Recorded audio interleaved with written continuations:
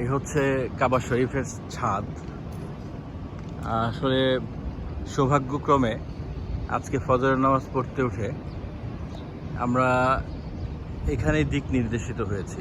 মানে প্রথমে second floor, first floor এগুলো ফিল আপ হয়ে যাওয়ার পর তারা ছাদের দিকে লোকজনদেরকে উঠে যেতে বলে। তো আজকে মানুষজন বেশি, জুম্মার পরের দিন,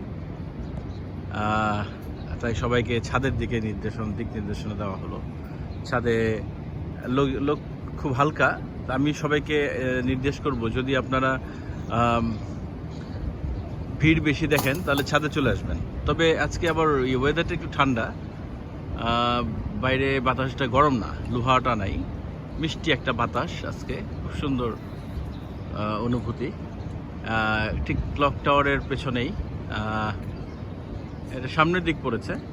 আর এই হচ্ছে পুরো কাবা শরীফটা ছাদ থেকে। যারা কাবা শরীফের ছাদ দেখতে পারেন নাই তাদের জন্য আসলে ভিডিওটি খুব সুন্দর। যারা আসলে মক্কা শরীফ, কাবা শরীফ, আল্লাহর কালাম এবং আল্লাহ নিদর্শন সমূহকে মনে প্রাণে ধারণ করেন, তাদের জন্য আসলে খুবই সুন্দর হবে। সবার ভালো লাগবে না, আর সবার জন্য এই ভিডিওটি নাও। তো যাই হোক, এই যে এত সুন্দর একটা পরিবেশ, দেখতে যেমন ভালো লাগে, চোখটাও তেমন জুড়িয়ে যায়। কত সুন্দর সাজানো গোছানো একটা জায়গা, ধর্মীয় ভাব গম্ভীরমূলক একটা সুলভ একটা জায়গা। কেন কোনো গান নাই, বাজনা নাই, মিউজিক নাই, সবার মুখে একটা জিকির, সুবহানাল্লাহ, আলহামদুলিল্লাহ। আর সবাই আল্লাহর কাছে আত্মসমর্পণ করে এসেছে। এখানে যারা এসেছে তারা অনেক টাকা পয়সা খরচ করে এসেছে, অনেক দূর দূরান্ত থেকে এসেছে। আমরা যেমন 18 ঘন্টা প্লেন জার্নি করে এসেছি, 8 ঘন্টার ডিপারচারও ছিল, মানে মোটামুটি একদিন লেগে যায়। হ্যাঁ, অনেক ত্যাগের পরে এসেছি, তারপরে আপনার অনেক টাকা পয়সা খরচ করে ত্যাগ করে এসেছি আল্লাহর ঘরে, আল্লাহকে বলার জন্য লাব্বাইক আল্লাহুম্মা লাব্বাইক, লাব্বাইক লা শারিকা লাকা লাব্বাইক, ইন্নাল হামদা ওয়া নিয়ামাতা লাকাউল মুলক লা শারিকা লাকা। এই যে একটা মানে মনের অনুভূতি, এ আল্লাহ আমি তোমাকে সারেন্ডার, তুমি আমাকে মাফ করো, তুমি আমাকে সৃষ্টি করেছো, আমি তোমার কাছে এসেছি, তুমি যে আমার ছাড়া আমার কোনো উপাস্য নেই, তুমি আমার দেখার মালিক, তুমি হচ্ছে আমার সব কিছুর মালিক। তুমি যেভাবে আমাকে সৃষ্টি করেছো সেইভাবেই তুমি আমাকে নিয়ে যাবে, আমার তোমার কাছেই যেতে হবে একদিন। তুমি আমাকে তোমার খুশি মতো, আমি আমার খুশি মতো কিছুই হবে না, তোমার খুশি মতোই আমাকে যেতে হবে। সুতরাং আমি কিসের অহংকার, আমার কোনো অহংকার নাই।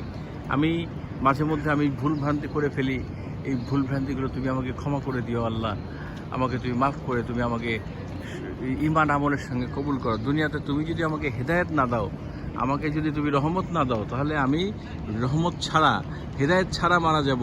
টাকা পয়সা, বাড়ি ঘর কিছুই যাবে না আমার সঙ্গে, শুধু যাবে আমার আমল, শুধু যাবে আমার কৃতকর্ম। আল্লাহ তুমি আমাকে সেই হেদায়েত দাও, আমাকে সেই বুঝটা দাও আল্লাহ। এই জন্যই মানুষ চলে আসে এখানে, এই দোয়াটুকু কামনা করে মানুষ। তো এখনই ফজর আজান দিবে, আমি ফজর আজানটা ছাদ থেকে দেখানোর চেষ্টা করব আপনাদেরকে। খুব খুব খুব খুব মধুর একটা আজান হয়, ফজর আজানটা আমার এত ভালো লাগে।